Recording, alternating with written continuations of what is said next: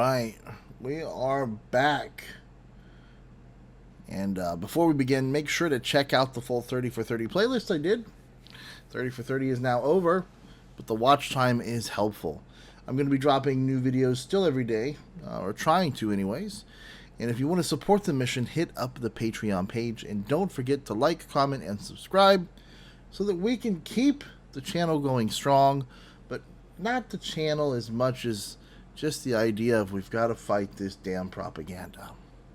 But today we're going to be talking about the Trojan horse rolling into Brazil, not made of wood, but built in Chinese factories with questionable standards, pushed by a communist regime that doesn't care about who gets trampled in the process. That is China, of course. Okay.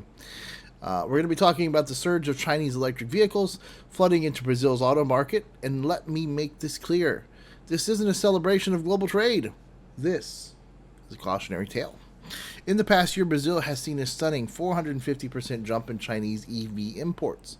Brands like BYD and GWM, Great Wall Motors, of course, they have been swooping in, selling cars for cheap and pushing out local and even traditional Western manufacturers, okay?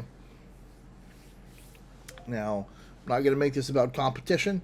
It's not about competition. It's about what happens when you open the gates wide for a country that doesn't care about safety, that doesn't care about quality, and absolutely does not give a shit about the health of your economy. That's China. Okay, Brazil made a mistake, a massive one. While India and the United States we've started to wake up here. Holy, things I cannot say. And we put some tariffs on there and protections in place. Brazil, not so much. They were one of those countries that left the door wide open. And China took full advantage, right? Like they always do. You see, in China, the obsession is not with excellence, it's with quantity. It's about flooding, overwhelming, and saturating. It's not about earning your business with quality. It's about concerning you with the price. It's about sheer brute force, about making it cheap, making it fast, making 1 million of them, and then dump them into the markets and, just watch it go. And then the consequences hit later.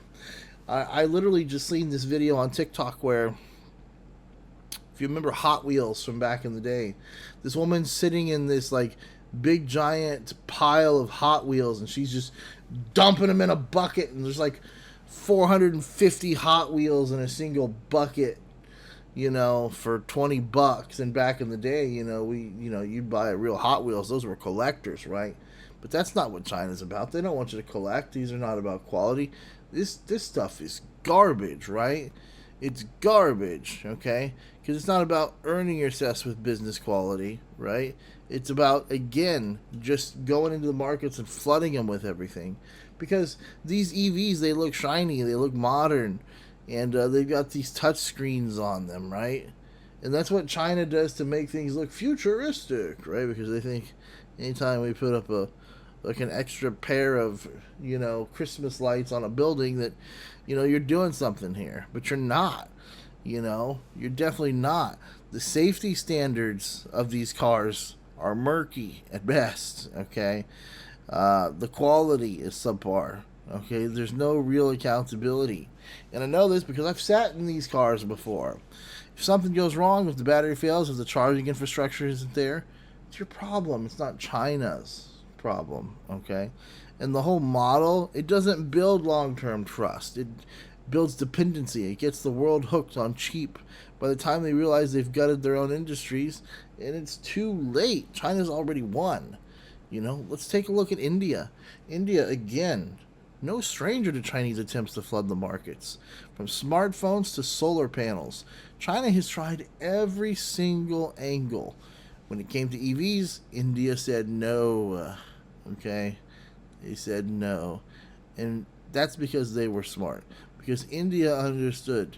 And that's one thing that is pretty simple. China's game really is not just about exporting cars. It's about exporting something else. It's about exporting control. If China can dominate your car market, it doesn't just sell you a product. It sells you the software inside the vehicle. It controls the data. It gets your supply chain, and soon your mechanics, your factories, your jobs, they all depend on the CCP's goodwill. And India refused to give up its sovereignty to save a few bucks per vehicle. Brazil didn't. Okay, and now the very soul of their auto industry, is under siege. What a surprise, right? We definitely have. We've had our wake-up calls from steel to tech to rare earth minerals. And that's why someone like Biden, surprisingly, did something right for once. He did put tariffs on Chinese EVs. Okay, he did that right. I'll admit that, And he did put some protections on American soil, okay, to help against EVs. Because even if you're a free market believer, there is one thing, okay? You have to recognize when your competition is playing dirty. And when they're playing dirty, you can't play this clean, open finance, open market crap because it doesn't work. They're manipulating the game. They're not playing fair, okay? Which means that no matter how good you do with your system, you can't win because they're cheating, okay? They don't have to obey the same environmental rules. They don't pay their workers a fair wage. They rely on slave labor. Okay, their factories are subsidized by a totalitarian regime that props them up. Not just because, they deserve it, but because Beijing wants global leverage, right? They want to flood the world with cheap products, okay? And that's all fine and dandy until you realize that you can't sell anything back to them. You think you're going to go open a Ford dealership in Beijing? Good luck. One of the biggest economies in the southern hemisphere. If Chinese EVs take short route there, they become normalized. They get legitimacy. The influence spreads, not just through Latin America, but across the developing world. Countries struggling to modernize their transport fleets will see Chinese EVs as an affordable option. Without realizing that they're handing their keys over to the Communist Party. And it's not the keys of a car, the key is of the economy, okay?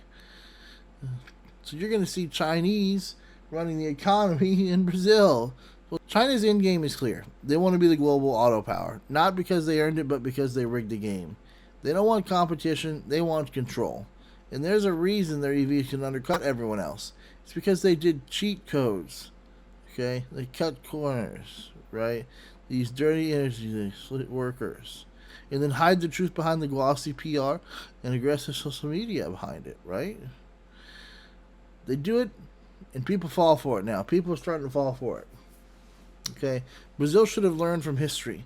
This isn't the first time a country thought it could save money by importing cheap goods from a totalitarian regime or a communist regime in this case.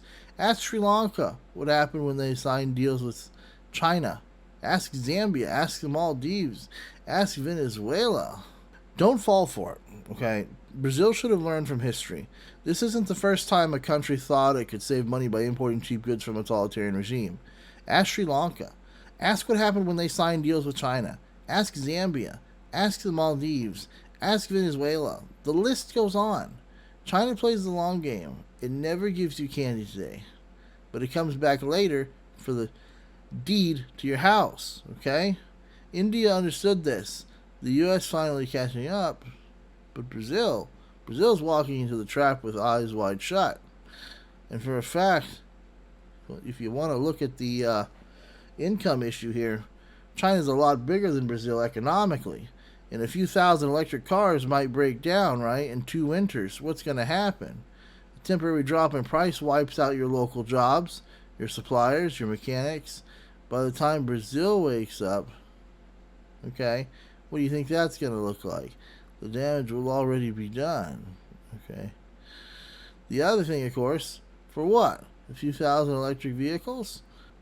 That's the danger of Chinese EVs. It's not just the cars, it's the ideology behind them.